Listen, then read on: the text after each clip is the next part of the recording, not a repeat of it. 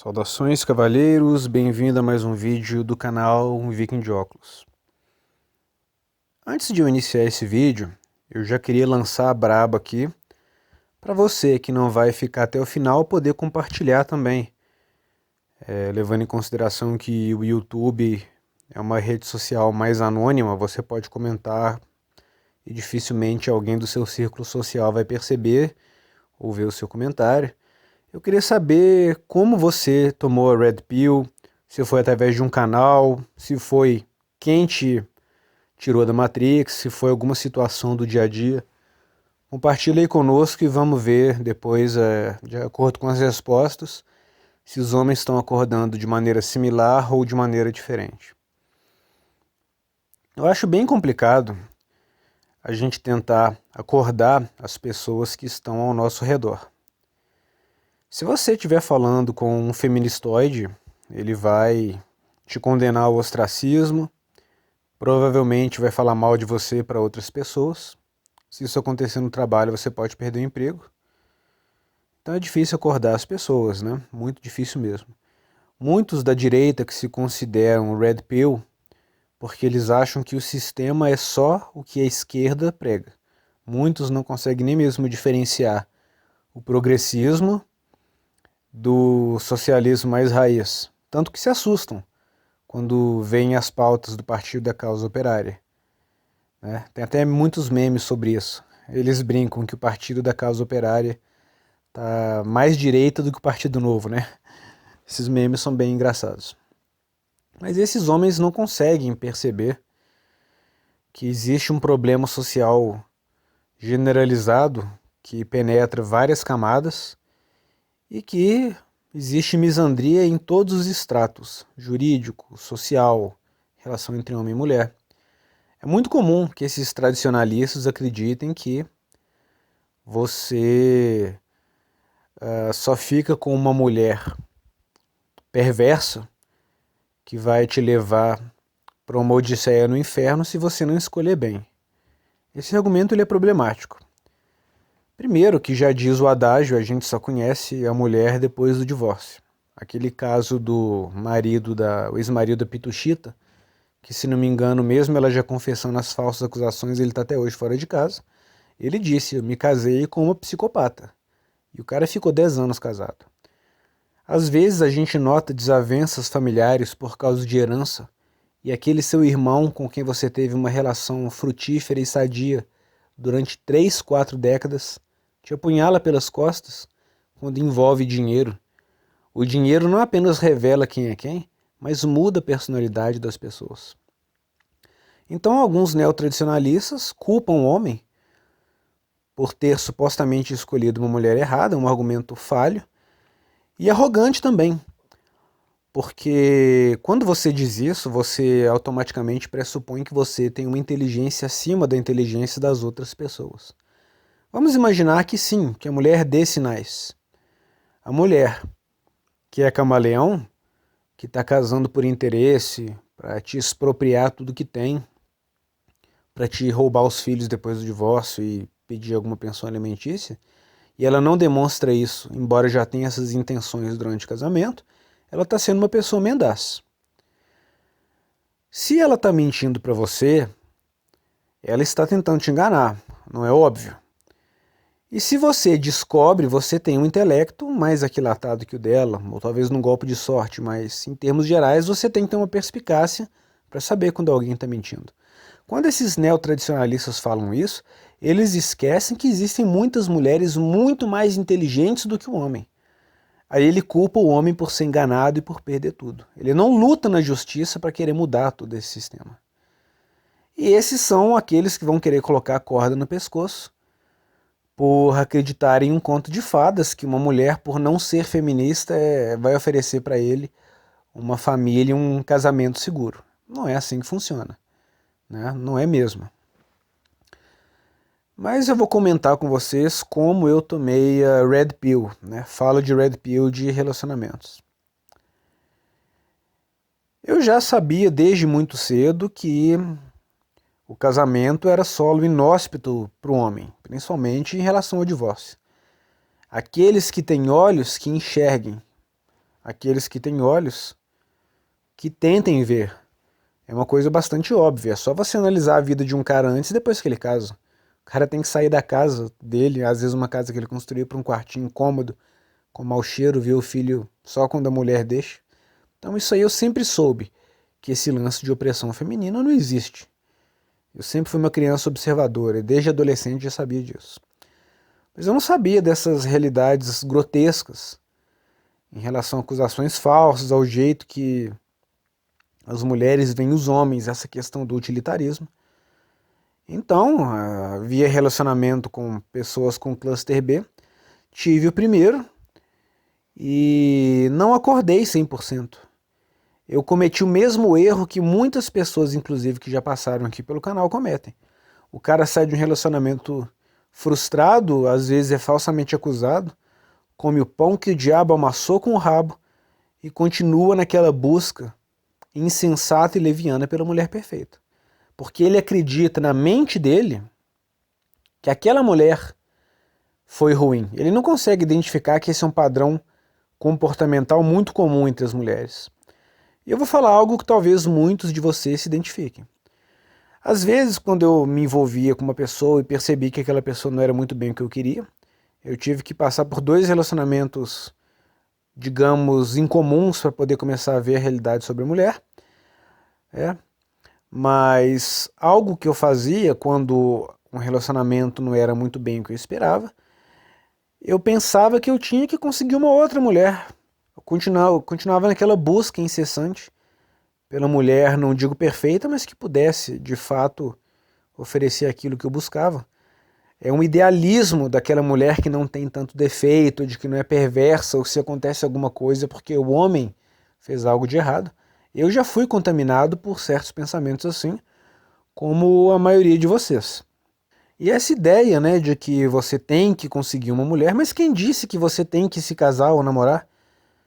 É um envenenamento cultural que está na sua cabeça. Ou quem disse que você... Vou dar um outro exemplo, que muitos também vão se identificar, tenho certeza. Quando eu tinha 18 anos, 19, o jovem, né, tem aquele demônio da inquietação e da aventura dentro de si e é muito mais propenso ao tédio do que as pessoas mais velhas. E é natural que durante a fase de exploração da vida, ele saia, conheça novas pessoas, muitas vezes se desvia do caminho da moral e da retidão, acaba usando drogas. É uma realidade cada vez mais comum, incentivada por páginas como Quebrando o Tabu. Então existe ainda a busca por aprovação social, esse incentivo que vem de fora.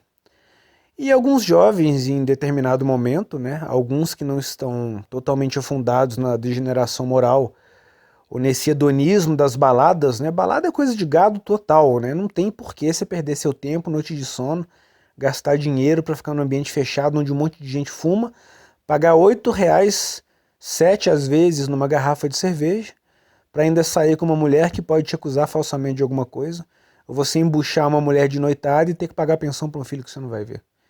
Então é ruim em todos os aspectos, é uma diversão falsa. Né? É um indivíduo que não encontrou um propósito verdadeiro para a vida, fica gastando noite em balada, bancando capitão salva por... É isso que acontece. E muitos jovens, ao se depararem com essa realidade, parece que ele tem uma crise existencial e para por um momento e pensa, o que é que eu estou fazendo da minha vida? E ele quer sair daquilo. Só que ele está tão acostumado com aquela excitação que a noite oferece, aquele contato frequente com tantas pessoas, né? Que quando ele decide ficar em casa, ele se sente vazio, se sente perdido. Não consegue substituir aquele tempo que ele tinha nos finais de semana lendo um livro. Estou falando de pessoas naturalmente extrovertidas. É claro que o indivíduo mais introvertido e mais caseiro não vai se identificar tanto com o que eu estou dizendo.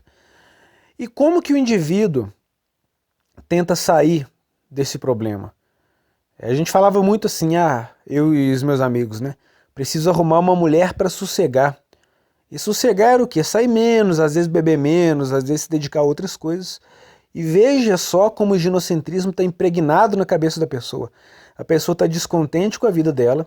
Ao invés de tomar as rédeas da sua vida, o cara fala que ele precisa de uma mulher para ele sossegar. Ele coloca o seu bem-estar na mão de uma mulher. Aí, o que acontece? é uma série de desilusões. O indivíduo sossega, de fato, arruma uma mulher, se ausenta dos amigos, né? É muito comum a gente arrumar uma mulher e parar de sair. Aí a gente encontra com aquele velho amigo e fala: ô fulano, você tá sumido? Ah, tô namorando. É uma realidade comum, né? Se você nunca passou por isso, você conhece alguém que já. Aí ele fica um tempo em relacionamento sério, 1 ano, 2 anos, às vezes mais. Começa a identificar que ele não está feliz, mas está viciado na garota. Se for em cidade pequena, ele teme, inclusive, terminar com a mulher e ela sair pegando os amigos dele, que é uma vingança comum de modernetes, né? A gente vê isso muito hoje em dia. Ou por uma série de razões, às vezes até econômicas, divide aluguel, tem filho, ele não consegue sair daquela relação. Quando ele sai, ele já não tem tanto contato com os amigos que ele tinha antes. Então ele fica num deserto social. A mulher não.